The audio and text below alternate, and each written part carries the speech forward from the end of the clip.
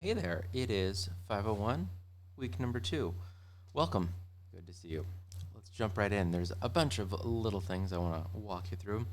So, we're looking at innovation in education and change in education. We still have a topic of 21st century education, even though we're about a fifth of the way through the 21st century.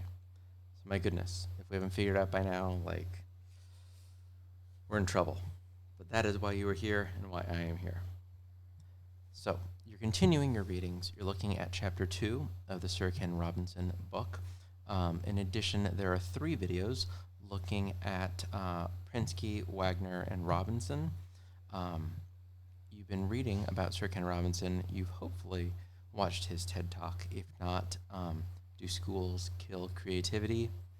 Spoiler alert, yes, they do.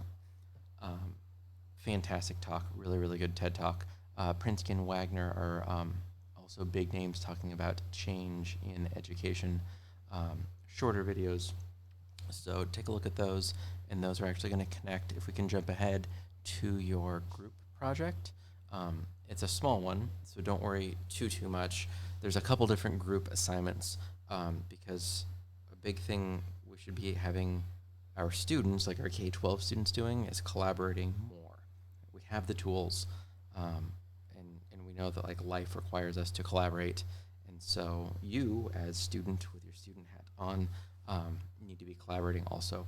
So it's don't worry too much. It's not like a massive project, so it's not going to be one of those where you're like, another group project. Let me text Bill because he's not responding.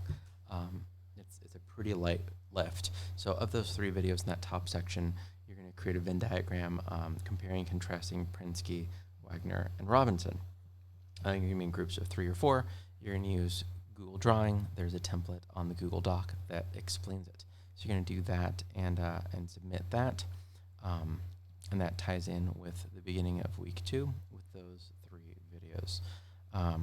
Big theme this week is looking at elements of a 21st century education. So coming out of the San Gabriel Valley Q affiliate, David Platt is going to talk with you about what we need for being, 21st century learning.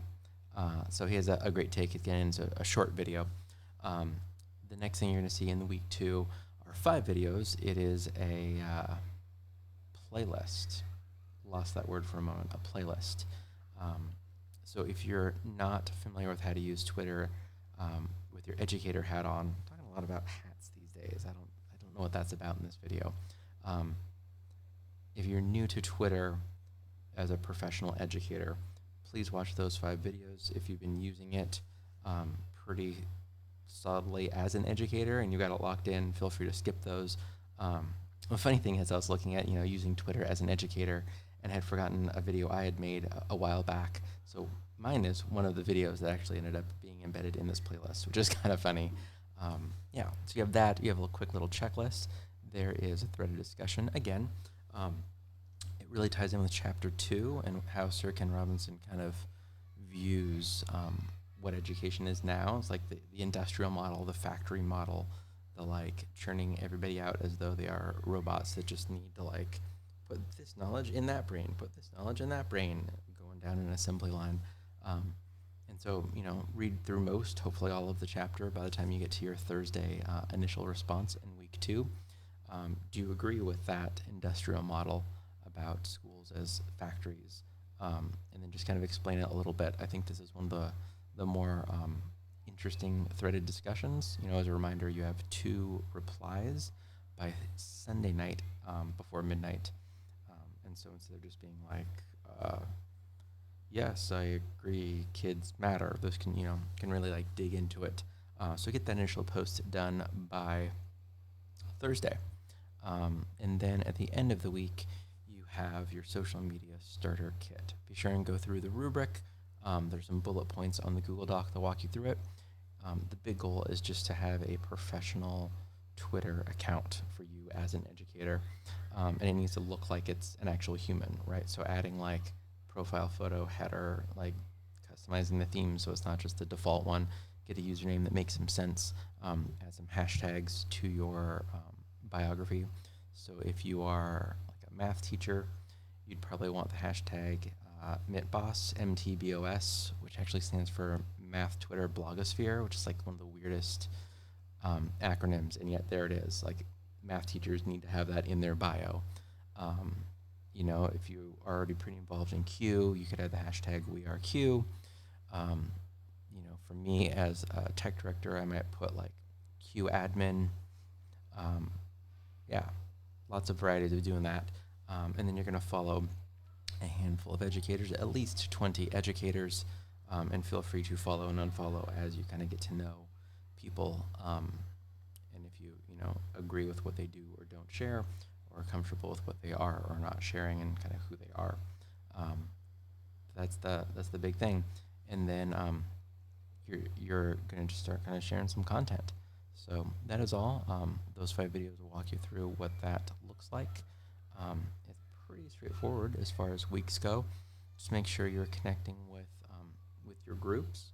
And if you want to use, over in the left sidebar, there is groups. So let's click on this together, like in a new window. Depending on how you're watching this video, you might click and lose me. But we're going to click on groups, and then it's going to be week 2 collaborative group, Venn diagram. That is the one we're doing. So you can click once you're in that group, and there are a handful of things to do. There's a group discussion board, group tasks. You can send email within that. You can collaborate within that. And then within that assignment, because I'm putting you in those groups, you're in the group, you can actually submit, and as long as one person from your group submits, it shows up as submitted for everybody. So that is all for week number 2. You are likely wrapping up your school year right about now, so hang in there.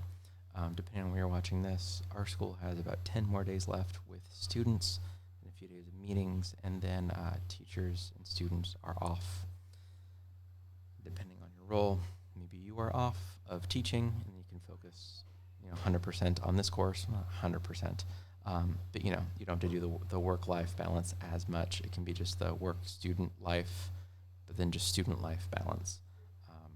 Or maybe, administrator or other type of role, and you have other stuff to do, but at least it's a change, right? So wherever you are, hang in there.